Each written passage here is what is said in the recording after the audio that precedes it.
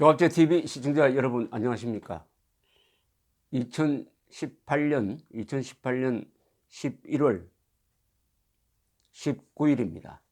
오후 3시 20분을 넘고 있습니다. 어제 폐막된 파푸아 뉴기니아에서 열렸던 아시아태평양 경제협력기구 APEC 정상회담이 설립 이후 처음으로 공동성명 없이 끝났습니다. 공동성명 없이 끝났다는 것은 미국과 중국 사이에 합의가 되지 않았다는 이야기인데, 특히 중국이 주장하는 합의 공동성명에 대해서 다른 나라들이 다 거부함으로써 중국의 패배로 끝났다 하는 느낌이 듭니다. 파푸아 뉴기니아의 피터 오닐 수상은 이 방에 있는 두 거인이 합의하지 못했다라고 했습니다. 두 거인이죠. 아시아 태평양 지역의 두 거인, 미국과 중국. 마이크 펜스 대통령은 미국은 호주와 함께 파푸아 뉴기니아에 해군기지를 건설할 것이라고 여기 참석해서 선언을 했습니다. 이는 중국이 영향력을 행사하는 것, 아시아 태평양 지역, 남중국해, 동중국해 등의 영향력을 행사하는 것을 견제하기 위해 이야기했다는 것이죠. 이 파푸아 뉴기니아는 태평양 전쟁 때 아주 치열한 전투가 벌어졌던 곳입니다. 그때도 미군과 호주군이 손을 잡고 일본군에 대항했던 적이 있습니다.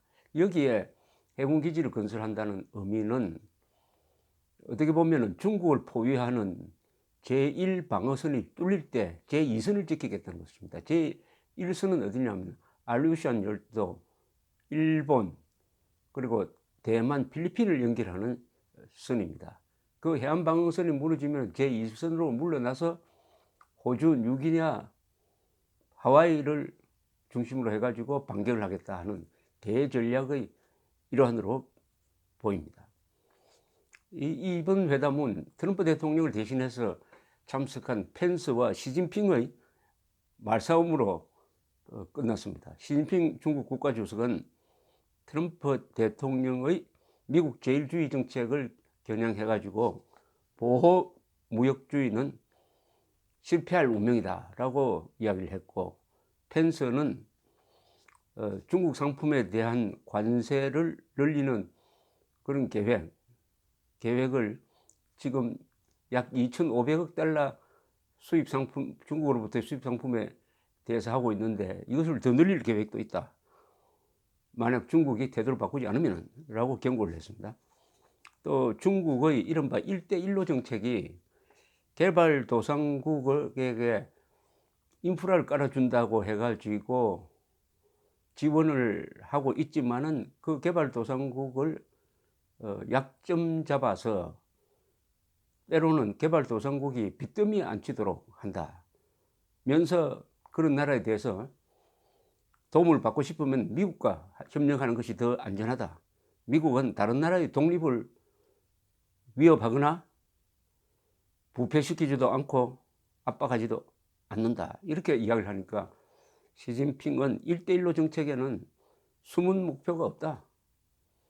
그리고 1대1로 정책에 협력했다가 빚더미에 앉은 나라가 어디 있느냐, 이렇게 또 반박을 했습니다. 이 싸움은 여기에 그치지 않고 중국 대표단이 공동성명을 조율하는 과정에서 이 의장국인 파푸아 뉴기니 이 장관실, 외무장관실에 난입을 시도했다 하는, 뭐 난입이라고 보지, 억지로 좀 들어가서 따지려고 했는데 경찰이 출동하고 하는 사태가 일어났다는 겁니다. 그런데 공동성명이 이 채택이 불발된 것은 중국이 요 문장에 반대했기 때문입니다. 그 문장은 뭐냐면, 우리는 모든 불공정한 무역 관행 등을 포함하여 보호 무역주의와 싸우는데 동의했다라는 제목입니다. We agreed to fight protectionism, including all unfair trade practices. 여기서 불공정한 무역 관행 등을 포함해 이렇게 나옵니다. 그러니까 중국은 요게 중국을 지칭하는 것이다 하면서 보호무역주의와 싸우는데 요것만 들어가면 좋겠는데, 우리는 모든 불공정한 무역 관행 등을 포함해, 이게 딱 조건이 붙으니까 반대했다는 겁니다. 미국의 아메리카 퍼스트 정책을 보호무역주의라고 비난하는 것은 말이 안 됩니다. 미국은 뭐 옛날이나 지금이나 자유무역주의를 주장하고 있는데, 트럼프 대통령이 너무나 이 자유무역주의에 미국이 농락당하고 있다. 미국이 세계 시장이 되고 있는데 우리한테 물건을 파는 데만 주력하고 우리로부터 물건을 제대로 사가지 않고, 또 국가가 기업을 지원해 가지고 아주 상값에 미국 시장에 들어오도록 하는 불공정한 게임을 하고 있다, 이렇게 주장하면서 특히 중국을 겨냥을 해 가지고 중국이 중국 기업에 여러 가지 지원도 하고 또 보호도 해가면서 말하자면은 공정한 경기가 이루어지지 않고 불공정하게 미국의 기업을 불리하게 만들고 중국 기업을 유리하게 만들어서 물론 팔아먹고 있다. 그래서 수천억 달러의 흑자를 보고 있다. 이거 참을 수 없다 해가지고 중국에 대한 무역전쟁을 선포를 해가지고 지금 추진을 하고 있습니다. 이게 현재까지는 중국도 대응하는 그 관세 부과를 하고 있지만은 워낙 중국이 미국을 상대로 무역 흑자를 많이 보는 구조니까 크게 불리합니다. 지금 중국이 불리하고, 이게 반영이 되었는지 중국의 경제 성장률이 10%, 7%대로 떨어졌다가 다시 이번에는 6%대로 떨어지고 있습니다. 중국의 경제가 불안해지면 시진핑의 장기 집권 체제도 불안해집니다. 중국 경제에서 가장 큰 시한폭탄은 이 중국의 국영기업체에 대해서 은행이 부실 대출을 해준 겁니다. 이 부실 대출이 어마어마한 규모이기 때문에 이게 언젠가는 폭발할 가능성도 없지 않는 것입니다. 그 뇌관을 역할을 할지도 모르는 게 트럼프에 의한 대중무역 보복인 것입니다. 이번에도 중국이 그 문제에 대해서 얼마나 심각하게 생각하느냐가 바로 이 한 구조를 채택하는 데 반대를 했던 겁니다. 그건 역설적으로 불공정한 무역 관행을 하고 있다. 중국이 불공정한 무역 관행을 하고 있다는 것을 스스로 인정한 것이라고 볼 수가 있습니다. 펜스 부통령은 이번에 이 회의에 참석하면서 작심하고 중국을 공개적으로 견제하는 발언을 많이 했습니다. 이 싱가포르 회담에서도 그렇지만 이번 이 에이펙 정상회담에서는, 아세안 정상회담 그리고 에이펙 정상회담에서도 계속 중국을 타겟으로 해가지고 미국의 입장을 당당하게 천명을 했습니다. 미국 입장은 뭐 여러 번 저도 소개를 했습니다만 이겁니다. 바로 이 중국이 국제 규범을 지켜야 한다. 국제 규범을 지켜야 한다. 그리고 중국 연안의 이 바다에서 자유통항이 이루어져야 한다. 자유통항을 위협하면 안 된다. 그러면서 우리와 마음이 맞는 국가들과 연합해 가지고 중국에 대응하겠다. 우리와 마음이 맞는다는 것은 자유민주주의, 시장경제, 국제규범에 동의하는 나라들과 연대하겠다. 구체적으로는 일본, 한국, 대만, 필리핀, 호주, 인도를 말하는 거겠죠. 만드는 거겠죠. 그러면서 만약 중국이 달라지지 않으면 계속 이 압박을 한다. 이렇게 천명을 했습니다. 여기서 핵심적인 의미가 자유통항입니다. 자유통항. 미국의 대외 정책은 19세기부터 오픈도어라 그랬습니다. 문호 개방. 문호 개방해가지고 자유롭게 무역을 하자. 자유롭게 무역을 하자. 해서 일본을 개항시켰으니까 일본이 깜짝 놀라가지고 그게 대응해서 일어난 것이 명치유신이었습니다. 명치유신이 성공을 했습니다. 한국은 그 다음에 일본으로부터 문호 개항 압박을 받아서 이제 개화기로 들어가는 거죠. 우리는 그 적응하는데 실패를 해가지고 일본의 식민지가 되고 말았습니다. 미국의 정책은 세계가 자유무역을 하면은 세계가 자유민주주의 국가가 되고 자유민주주의 국가끼리는 전쟁을 하지 않으니까 자유무역, 자유통항은 곧 세계 평화로 이어진다 하는 이런 철학적 기조가 있습니다. 흥미로운 것은 이승만 대통령이 1900년대 초에 미국의 프린스턴 대학에서 박사학위 논문을 받았는데 그 논문 제목이 전시화의 중립입니다.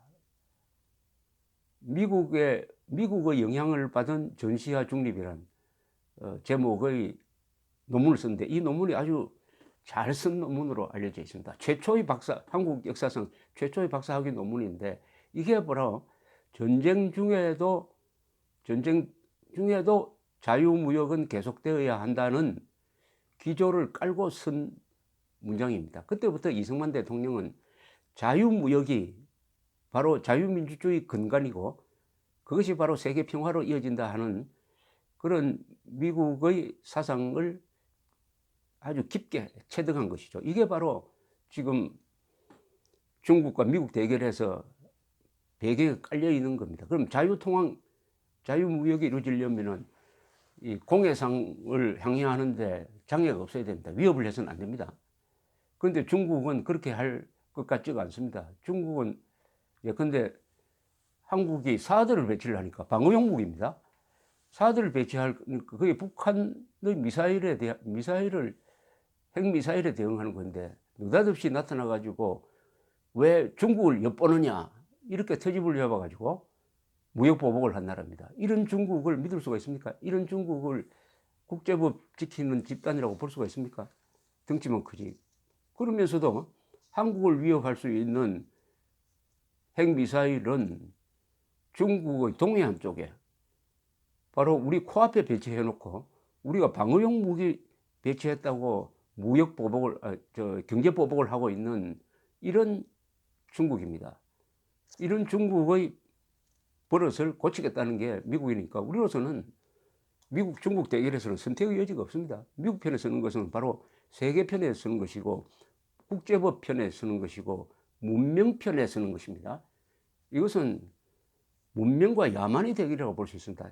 중국을 뭐 야만이라고 부르는 것은 조금 그렇습니다만 문명과 반문명을 대결해서 우리가 미국 편에 설 수 없다는 것을 너무나 잘 보여주고 다행히 에이펙 국가의 다수가 미국 편에 섰습니다. 미국 편에 섰어요. 이 지중해와 로마의 문명의 는 아주 깊게 연관되어 있습니다. 로마가 발전한 것은 지중해가 자유통항할 수 있는 바다였기 때문입니다. 그래서 내해가 호수처럼 되었습니다. 그러니까 아프리카와 지금 리비아라든지 튜니시아는 과거에는 카르타고입니다만은 이런 나라와 이탈리아 그리고 유럽이 서로 자주 왕래를 하면서 문명을 꽃피웠던 것이 바로 지중해의 자유통항이었습니다. 지중해의 제해권을 로마가 딱 장악을 해가지고 교류의 바다로 만들었습니다. 그런데 서로마가 5세기 말에 무너지면서 나중에 이탈리아가 혼란에 빠지니까 드디어 지중해에 해적이 나타나고 그리고 7세기에 지금 사우디아라비아 쪽에서 이슬람 세력이 나타나니까 또 지중해를 통해서 구로마 문명, 이탈리아, 그 다음에 스페인, 남프랑스를 막 공격을 하니까 이탈리아에는 해안에 도망가서 살 수 있는 산성을 막 짓고, 그리고 아말피, 피사, 제노바, 이 베네시아에서 해양 도시 국가가 생기고 해서 그 해적과 싸우게 됩니다. 이 지중해가 싸움의 바다로 바뀌고 말았습니다. 그것이 로마 문명의 종말이죠. 로마는 서로마가 무너지는 날 끝난 게 아니라 지중해가 자유 통항의 바다로서 기능하지 못하고 로마 법이 무너졌을 때 로마 문명이 진정으로 끝났다는 말이 있듯이, 오늘날 세계의 가장 큰 역동적인 발전은 이 동아시아에서 이루어지고 있는데, 그 지중해 역할을 하는 것이 남중국해, 동중국해, 이 바다인 것입니다. 1년에 이 지역을 육해공으로 지나가는 이 물자가 3조 달러입니다. 3조 달러. 그러니까 이 지역의 평화를 유지하려면 법이 유지돼야 됩니다. 법치. 국제법입니다. 국제법. 그런데 중국은 아직 법치 국가가 아닙니다. 13억 인구를 일당 독재 국가가 통치를 하고 있으니까 이것은 뭐 법치를 국내에서 세우기 어려운데, 더구나 외국에 대한 중국의 태도는 과거부터 중하 중심주의라 그래가지고, 우리가 이 미들 킹덤이라 그래가지고 우리가 지구의 중심이다. 다른 나라는 다 우리한테 조공을 바치는 신하 나라다 하는 이런 생각이 너무나 굳은 데다가 최근에 경제 성장을 통해서 약 4조 달러 되는 현금을 가지고 있으니까 이 현금을 가지고 영향력을 확장하려고 하고 있는데, 문제는 국제법을 곳곳에서 파괴하고 있고 자유통항을 위협하고 있다. 더구나 대만은 그 위치상 대만이 만약 중국 영토가 된다든지 하면은 자유통항은 어렵게 되는 것이죠. 다행히 미국의 막강한 칠함대가 아시아, 태평양, 인도 지역의 바다를 평온하게 유지하고 있습니다. 그렇다고 미국이 나서가지고 중국 배 들어오지 마라, 뭐 어느 배 들어오지 마라고 하지 않습니다. 자유통항을 보장하는 경찰 역할을 하는 것이 미국이니까, 미국의 그 입장은 미국만 잘 되는 게 아니라 세계 모든 나라가 잘 되게 하는 보편성이 있습니다. 따라서 이번 에이펙 정상회담에서 한국의 선택도 뭐 분명하다고 생각합니다. 미국 편이냐 중국 편이냐, 이 말은 법치 편이냐 아니면은 억지 편이냐 하는 것입니다. 우리는 법치, 문명, 미국 편에 설 수밖에 없죠. 그렇다고 해가지고 중국하고 뭐 적대를 하라는 뜻은 아닙니다. 한미동맹을 강화해가지고 중국, 러시아, 북한, 이 민주국가가 아닌 나라의 위협에 당당하게 대응할 수 있어야 된다. 이런 말씀이었습니다. 감사합니다.